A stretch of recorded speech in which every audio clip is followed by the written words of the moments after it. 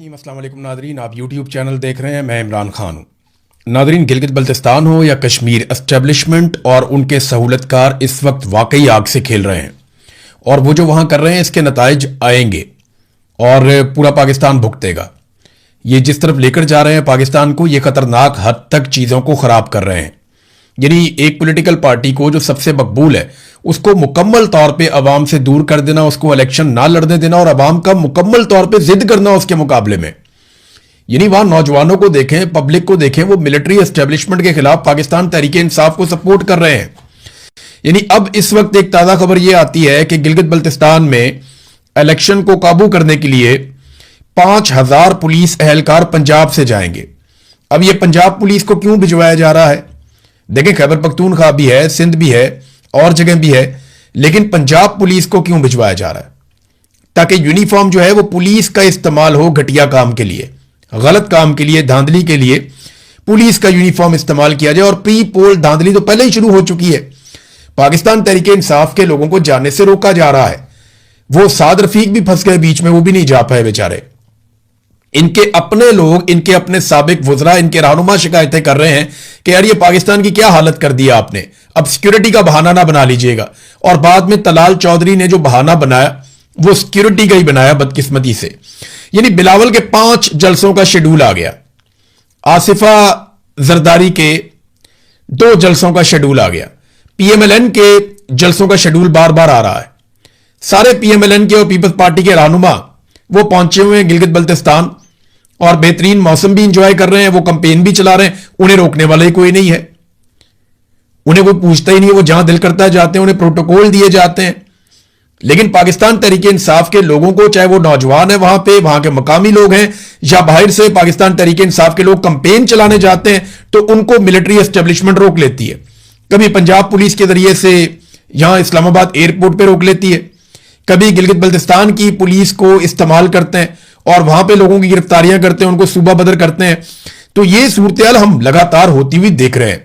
गिलगित बल्तिस्तान में सबसे बड़ा जुर्म जो किया गया वो नौजवानों के वोटों को एक इलाके से दूसरे इलाके में दूर दराज मुंतकिल कर दिया गया।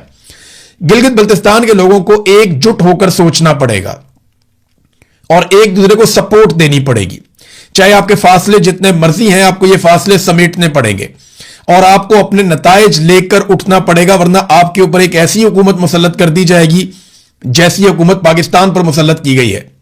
आप देखें पाकिस्तान की हालत क्या बन गई है। कोई एक शोबा भी तरक्की नहीं कर रहा, लोगों को रोजाना की बुनियाद के ऊपर झटके लगाए जा रहे हैं। अभी जो कुछ बजट में होने जा रहा है, अभी सिर्फ चंद चीजें सामने आई हैं, लोगों के 14 तबक रोशन हो गए। मैंने पिछले वीलॉग में आपको बताया कि जो लेवी वसूल की जा रही है, जालिमाना लेवी जो नवाज शरीफ ने वसूल की, शहबाज शरीफ ने वसूल की, जो तबाही फेर दी इन्होंने इस कौम के साथ पिछले 4 सालों में, जितनी लेवी इन्होंने वसूल की है उससे डबल का टारगेट इनको दिया है आईएमएफ ने, और डबल से भी ज्यादा का टारगेट है। यानी आप इस बात पे ज़हनी तौर पे तैयार रहें कि जैसे आपने पेट्रोल खरीदा है, इससे डबल लेवी के साथ आप पेट्रोल खरीदेंगे अगले 5 सालों में। तो इतना बड़ा टारगेट इन्होंने रख लिया अपने लिए, और ये आईएमएफ की बाकायदा रिपोर्ट के अंदर छपा हुआ है। और जो चीजें मजीद है इसके अंदर मैं आगे चल के आपको बताता हूं, लेकिन पहले आजाद कश्मीर में भी जाना पड़ेगा। आजाद कश्मीर की सूरत हाल भी कोई अच्छी नहीं है। वहां पे मुज़ाकरात हुए हैं हुकूमत के बीच में और ज्वाइंट एक्शन कमेटी के बीच में, और उन मुज़ाकरात का नतीजा क्या निकला ये आप देख लीजिए, क्योंकि वहां से सौराब बरकत साहब बड़े शानदार जर्नलिस्ट हैं, आजाद कश्मीर को रिपोर्ट करते हैं और इस जमीन में उनको सजा भी मिल चुकी है कि आप आजाद कश्मीर को रिपोर्ट क्यों करते हैं। लेकिन उन्होंने दोबारा रिपोर्ट किया, वो बताते हैं कि आजाद कश्मीर से बड़ी खबर, ज्वाइंट अवामी एक्शन कमेटी ने 9 जून को पूरे आजाद कश्मीर में शटर डाउन हड़ताल और मुकम्मल बंद करने की कॉल दे दी है। हुकूमत पाकिस्तान और ज्वाइंट अवामी एक्शन कमेटी के दरमियान मुज़ाकरात में डेडलॉक बरकरार है। अवामी एक्शन कमेटी के मरकजी रहनुमा शौकत नवाज मीर के मुताबिक हुकूमती नुमाइंदों ने एहतजाज की कॉल वापस लेने का मुतालबा किया, तहम एक्शन कमेटी ने इनकार कर दिया है। ये जरा थोड़ा सा मैं आपको इसकी और तफसीलात के अंदर लेकर जाता हूं कि यहां हुआ क्या। एक्चुअली जो सबसे इंपॉर्टेंट चीज है वो मुहाजिरीन की नशिस्तें हैं। यानी जो मकबूजा कश्मीर के हवाले से यहां पे सीटें दी जाती हैं, लाहौर के अंदर, पंजाब के अंदर, या एक आधी खैबर पख्तूनख्वा में, एक आधी सिंध में, कि कश्मीरियों को हमने यहां से भी सीटें देनी है। इन सीटों की बुनियाद के ऊपर ये आजाद कश्मीर में हुकूमत कंट्रोल कर लेते हैं। यानी मिलिट्री एस्टेब्लिशमेंट अपने कठपुतली बंदों को जितवाती है पंजाब से, केपी से और सिंध से। यहां तो बड़े आराम से वो बंदे जितवा लेते हैं, अपने चंद 100 वोटों के ऊपर फैसला हो जाता है, उन्होंने कंट्रोल किया। वहां से वो 12 बंदों को लेकर जाते हैं आजाद कश्मीर में कि जनाब ये मेंबर बन के आ गए, और इनके जरिए से वो अपनी मर्जी की हुकूमत बना लेते हैं, कठपुतली हुकूमत। यानी आजाद कश्मीर में अगर थोड़े बहुत बंदे भी उनको इधर उधर मिल जाए ना, मुख्तलिफ पॉलिटिकल पार्टीज के, तो वो इकट्ठे करके 12 बंदे ये वाले शामिल करके अपनी आराम से हुकूमत बना लेते हैं। ये मिलिट्री एस्टेब्लिशमेंट का एक पुराना तरीकाकार है। अब इस तरीकाकार के खिलाफ आजाद कश्मीर के अवाम खड़े हो गए। तो मुहाजिरीन नशिस्तों के मामले पर तमाम स्टेक होल्डर्स अभी तक मुत्तफिक नहीं हुए। अपोजिशन भी बैठी, हुकूमत भी बैठी, सारे बैठे थे। तो ऑल पार्टीज कॉन्फ्रेंस बुलाने पर इत्तफाक हुआ, जनाब हम सारों को बुला लेते हैं। मुज़ाकरात का अगला दौर आइंदा हफ्ते होगा। मुज़ाकरात के बाद राणा सनाउल्लाह ने मीडिया से बात की, अब जो मुज़ाकरात हैं वो 6 या 7 तारीख को मुज़ाकरात किए जाएंगे। और जो जम्मू कश्मीर ज्वाइंट अवामी एक्शन कमेटी है, उन्होंने कहा जी हमारे डेडलॉक बरकरार है, ये हमें कहते हैं कि आप एहतजाज खत्म कर दें या कॉल वापस ले लें। हम कॉल वापस नहीं ले रहे। अब 6 या 7 जून को दोबारा मीटिंग होगी। उस मीटिंग में अगर अवामी एक्शन कमेटी ने हुकूमत की बात मान ली और एहतजाज मौखर कर दिया तो ठीक है, वरना उसके बाद मैं आपको पहले बता रहा हूं कि वहां क्रैकडाउन शुरू हो जाएगा बड़े पैमाने पर, और आजाद कश्मीर के लोगों को तैयार रहना पड़ेगा। कमेटी ने क्या अनाउंस किया वो मैं आपको बता देता हूं। हुकूमती मुतालबा मुस्तरद। ज्वाइंट अवामी एक्शन कमेटी 9 जून को रियासत गिर एहतजाज के ऐलान पर कायम है। मुज़ाकरात के दौरान हड़ताल मौखर करने की दरखास्त मुस्तरद, और 2 टोक मौक़िफ़ इनका सामने आ गया।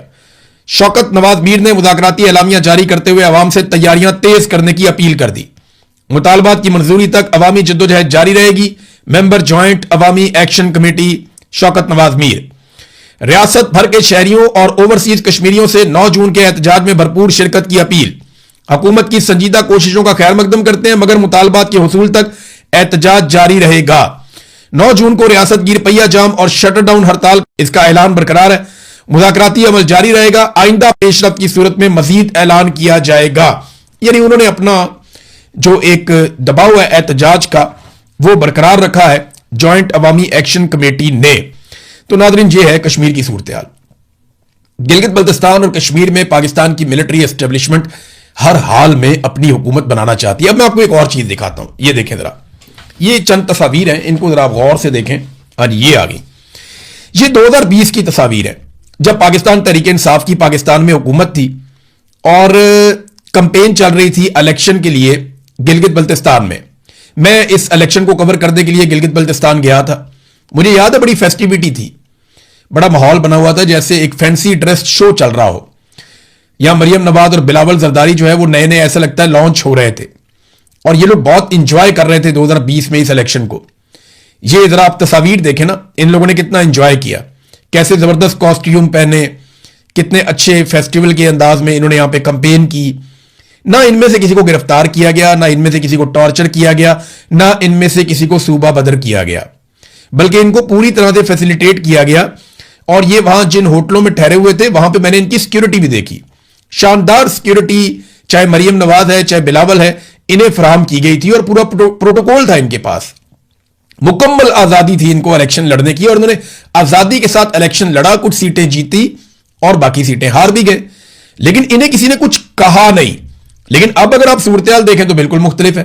यानी पाकिस्तान तहरीक इंसाफ को यह कहते हैं कि उनका रवैया ठीक नहीं था, तो आज जो रवैया है वो क्या है? तहरीक इंसाफ ने तो इन्हें इलेक्शन लड़ने का मौका दिया था। अभी खैबर पख्तूनख्वा में इलेक्शन हुआ कुछ अर्सा पहले, जिसमें ये इलेक्शन जो उमर अयूब साहब की सीट खाली हुई थी वहां पे इलेक्शन हुआ, तो पीएमएलएन का कैंडिडेट वहां जितवा दिया गया। केपी के हुकूमत कुछ भी नहीं कर सकी, उनकी वहां पे हुकूमत है, वो चाहते तो वो भी ये सारा कुछ कर सकते थे। उन्होंने कुछ बुरा नहीं किया, कुछ ऐसा नहीं किया। मिलिट्री एस्टेब्लिशमेंट जो है वो पूरी तरह से पीएमएलएन का साथ दे रही थी वहां एबटाबाद के इलेक्शन में। तो ये बात हमें जहन में रखनी पड़ेगी। पाकिस्तान तहरीक इंसाफ का जो रवैया है वो जमहूरी था और आज भी जमहूरी है, जबकि मुस्लिम लीग नून ने मिलिट्री एस्टेब्लिशमेंट के साथ मिलकर, बल्कि आसिफ अली जरदारी ने भी, पीपल्स पार्टी में इसलिए नहीं कहता कि पीपल्स पार्टी में तो जरदारियों ने कब्जा कर लिया, एक्चुअली जो पीपल्स पार्टी है वो तो भुट्टो की थी, पीपल्स पार्टी तो जियालों की थी, पीपल्स पार्टी तो जमहूरियत पसंदों की थी, पीपल्स पार्टी तो एंटी एस्टेब्लिशमेंट सोच रखने वालों की थी, पीपल्स पार्टी तो सिविलियन बालादस्ती की बात करती थी। आज जो पीपल्स पार्टी है जिसपे कब्जा हो गया जरदारियों का, ये एस्टेब्लिशमेंट के हाथ मजबूत करने वाली, ब्रूट मेजॉरिटी पे यकीन रखने वाली और डंडे वाली जमहूरियत चलाने वाली पीपल्स पार्टी है। और ये तीनों बातें बाप बेटे ने की हुई है, बिलावल जरदारी ने और आसिफ जरदारी ने।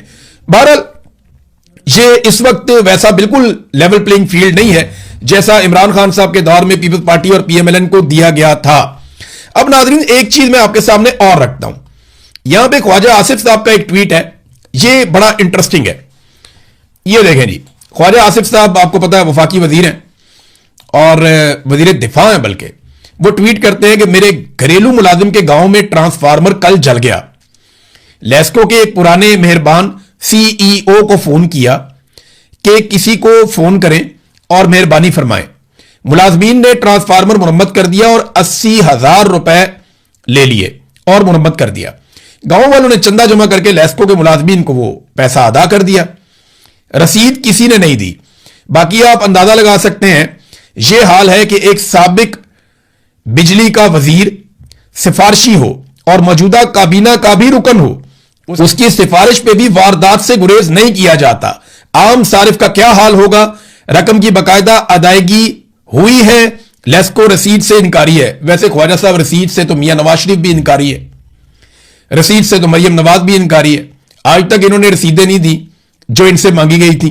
बहरहाल चले मेन बात पे आ जाते हैं। आपने खुद इस हाइब्रिड निजाम की तारीफ की थी ख्वाजा साहब, आपने खुद कहा था कि यह हाइब्रिड निजाम बेहतरीन परफॉर्म कर रहा है। यह है इस हाइब्रिड निजाम की टोटल परफॉर्मेंस।